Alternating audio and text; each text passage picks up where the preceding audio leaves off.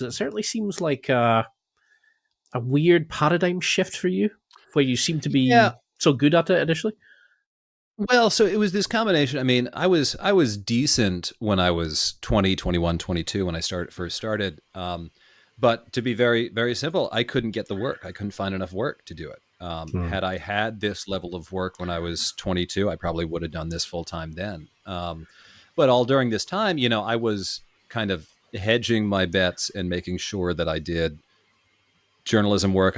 I worked at my college radio station. I interned for WBUR, where I would eventually end up working sort of the last semester of university. And then they offered me a job before I had even graduated. And so it was like, Nice. okay, I've got this kind of part-time job that I can work while I set up the rest of my tour. It might take another year or two to kind of organize it.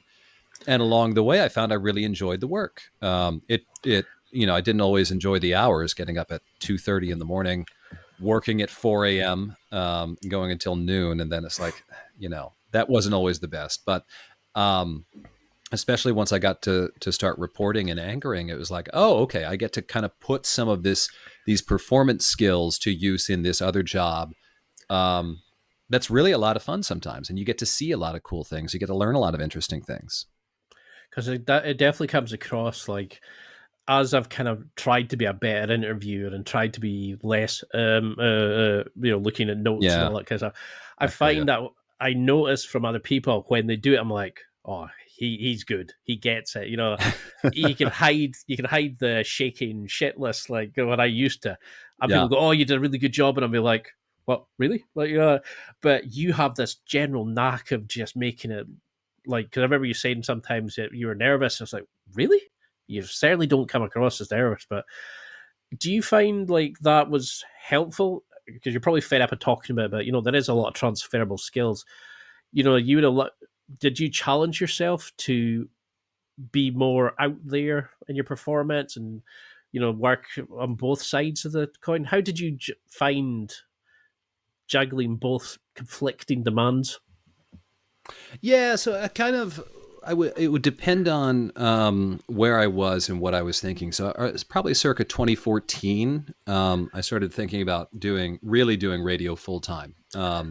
Which was a difference from what I've been doing the last 3 years, which was, radio is here until I get enough circus work to support myself comfortably.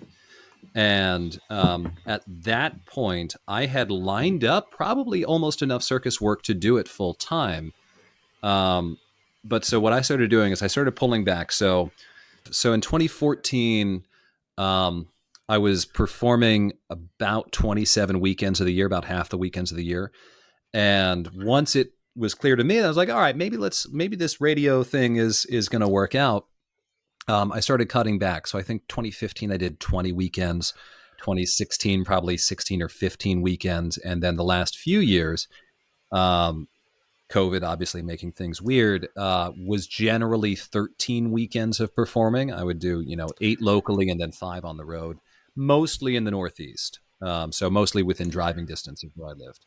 So that was kind of how I managed those two things, those two careers, just in terms of having time. And I saved my vacation time from the radio, so I could I could go on tour when it called for it. Because I love that I can see that similar path that I'm trying to go on that you've done